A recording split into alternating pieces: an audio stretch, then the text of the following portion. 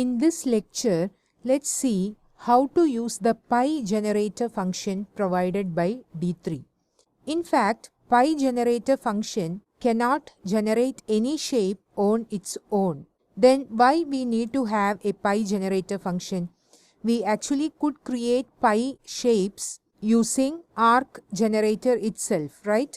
Then why we need to have a pi generator function? Let me show you the code we have written in a previous lecture. This was the output.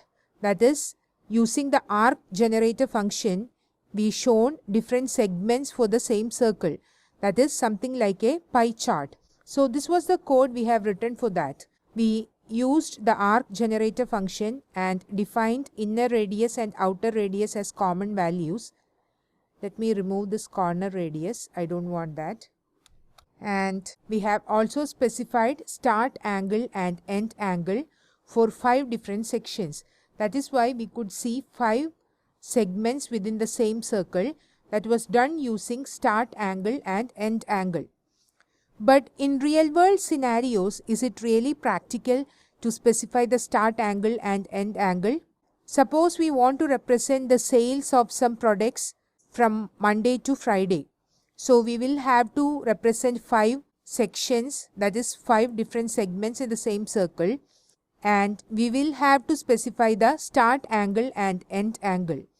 So these examples were just explained using some random numbers. These values do not have any significance, but when it comes to real world cases, we might have to represent the real data, but it is very difficult to calculate the start angle and end angle. Right? Suppose the numbers are like 10, 20, 30, 40 and 50. Then what will be the start angle and end angle for 10? We need to calculate the percentage of 10 for the whole week. That is 10 divided by 10 plus 20 plus 30 plus 40 plus 50, which is 150. That is 10 divided by 150, and it should be calculated within 360 degrees. And then the start angle and end angle should be converted into radians. So it is not at all practical to convert these required values to start angle and end angle. So here comes the pi generator into action. You can use the pi generator function to get the start angle and end angle by just specifying some numbers. So let me show you how this pi generator function will work. Let me comment this data for time being.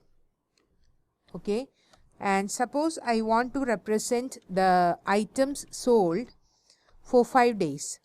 So let me provide an array of values, that is 5 numbers. Let me specify 50, 90, 40, 25, and one more value is needed, and let it be say 45. Now suppose I specify where data equals d3 dot pi, that is the pi generator function, of items. What happens is that this pi generator function will convert each item into an object having data, start angle, end angle, etc. Now let me show you console.log of data, and let me save this and show you. We are still seeing something. Let's check whether it is correct or not. Before that, let me show you the console. More tools, developer tools.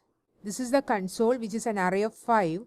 And for each item, you could see data 50, index 1, value 50. Let me expand this. So data 50, end angle and start angle. It is 2.26 as the start angle and 3.51 as the end angle. Why? It should be from 0 to some value, right? But this pi generator function actually displays the items in the descending order. That is why we are seeing 50 value here, because here start angle is 2.26. Now for the first one, it is 90, and here you could see that start angle is 0 and end angle is 2.26. That is, the largest value in this list is 90, that is the second item, and as these values are displayed in the descending order, it is displayed as the first item. That is why the start angle for the value 90 is displayed as 0 and nth angle is 2.26. And if I expand all the items, you could see that 50 is the second largest number. That is why the start angle is 2.26. That is the nth angle of the first item. And the nth angle is 3.51 for the value 50. Then the third largest is 45. So its start angle will be 3.51. Let me expand this. See, it is 3.51 and 4.64 as the nth angle. And this is the fourth largest. As I have told you, these numbers are displayed in the descending order. That is why the 90 is having start angle 0.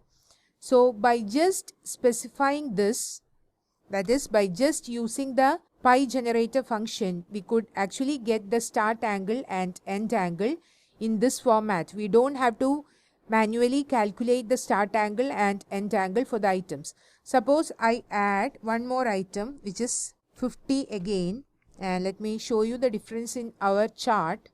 As you could see, now there are 6 segments, 1, 2, 3, 4, 5 and 6, right? Now suppose we want to display it in the proper order, that is in the given order, then what you can do is you can just specify dot sort of null, which means it will be displayed in the same order as we have specified. Let me save this and show you. Now you could see, let me expand this, data 50, and for this start angle is now 0. Though this is not the largest number in the list, we have specified sort as null, and hence the start angle is 0 and 1.04 is the end angle. Now for this one, 1.04 is the start angle and 2.93 is the end angle, that is this segment. Then for 2, 40 is the value and its start angle is 2.93 and end angle is 3.76. Now let me try with some other numbers. Suppose I specify 100, 300 and 100. That is only 3 numbers. So we will see only 3 segments.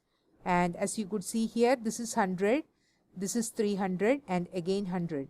Suppose I add one more with 300 again, and let me save this. See, now there are 4 segments. This is 100, 300, 100, 300. So we don't have to do the manual calculation if we use the pi generator function. That is, we just have to specify the numbers we want to represent. It will do the percentage calculation and find the start angle and end angle like this, as we have seen here. So that is the relevance of pi generator function.